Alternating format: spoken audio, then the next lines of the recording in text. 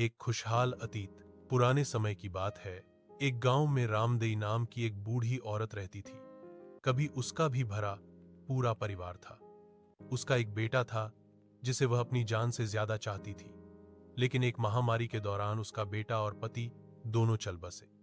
उस दिन के बाद से रामदेई का मानसिक संतुलन थोड़ा बिगड़ गया। वह अकेली एक झोपड़ी में रहने लगी। उसके बाल सफेद और उलझे हुए थे, चेहरे पर झुर्रियां थीं और वह फटे पुराने कपड़े पहनती थी। वह अक्सर रात के सन्नाटे में अपने बेटे को पुकारते हुए जोर जोर से रोती थी। गांव के लोग उसकी मदद करने के बजाय उससे डरने लगे। कैसे बनी चुड़ैल? गांव में एक बार कुछ बच्चे बीमार पड़े। अंधविश्वासी गांव वालों ने कहना शुरू कर दिया कि यह सब उस बूढ़ी औरत की वजह से हो रहा है।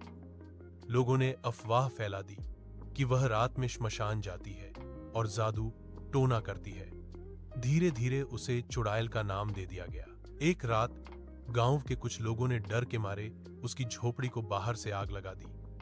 वह अंदर से चिल्लाती रही, मैंने कुछ नहीं किया, मुझे मेरे बेटे के पास जाने दो। वह किसी तरह बच तो गई, लेकिन उस दिन के बाद वह गांव छोड़कर दूर घने जंगल में एक खंडहर में रहने लगी।